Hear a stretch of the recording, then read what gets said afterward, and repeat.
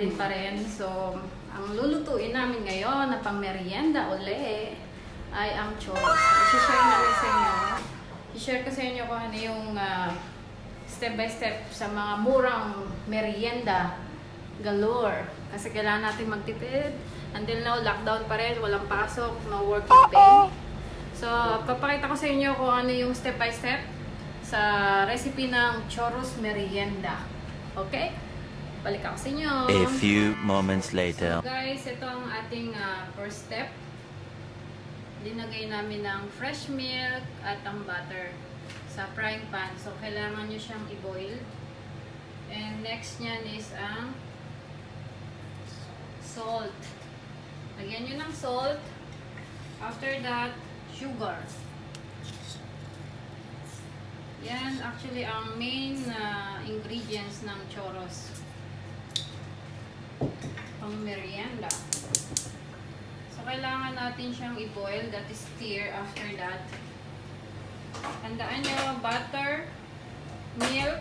Milk is optional only. You can use water, salt, and sugar. Stir it. It is the butter. So, we need to melt it with the milk and sugar and the salt.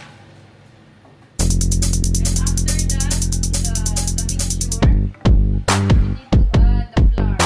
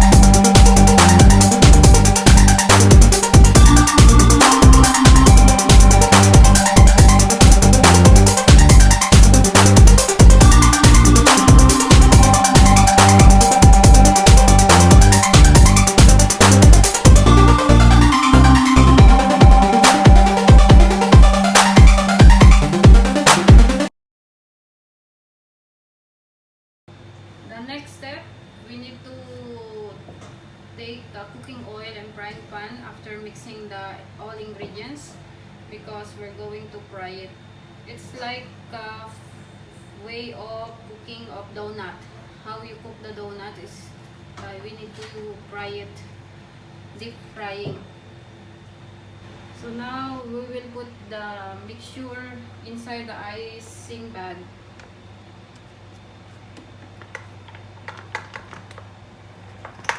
Why we need to put it there?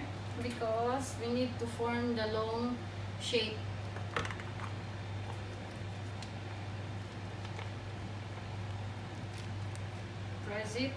Press it down.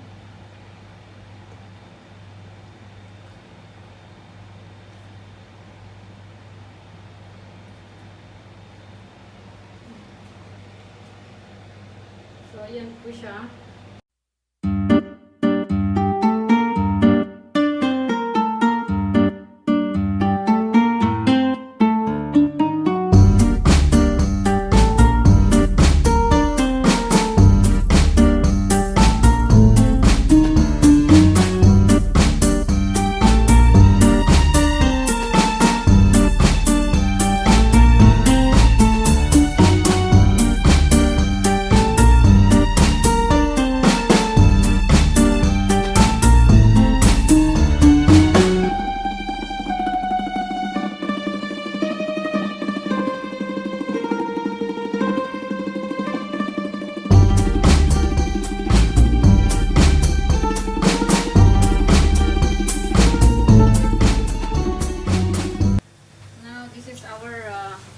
Churros. We need to make it golden brown. After you see the golden brown, it means it's cooked already, and then take it out in the oil or frying pan. So on the sides, you need to depend on you how long you want to do or what is the length you want to make it.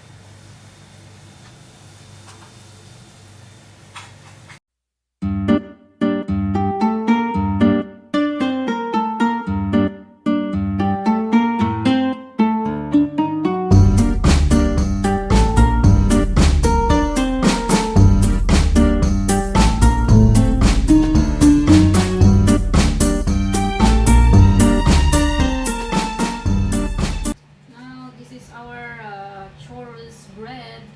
After this one, we need to put it in the sugar and cocoa as like toppings. We need to dip in so that the taste will boost. Our last ingredients is cocoa powder and sugar. And this our churros bread. So after the next step, the final step, dip in the sugar and cocoa. It's really tasty, guys. This one is really one of the Tipid tips for your merienda.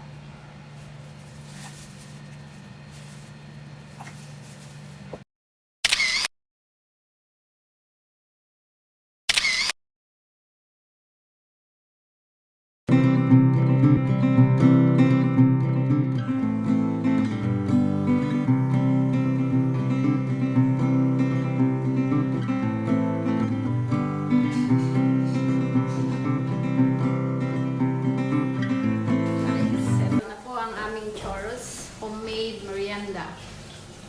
Yan. Try nyo to guys sa bahay nyo, lalo na naka-quarantine kayo. Isa sa mga tipid tips ng merienda. Anong pangalan? Churros. Churros recipe. Try nyo to guys. Salamat sa panonood. And share the video and don't forget to subscribe. More ideas, more tipid tips for merienda next on our video. See you on my next video. Thank you.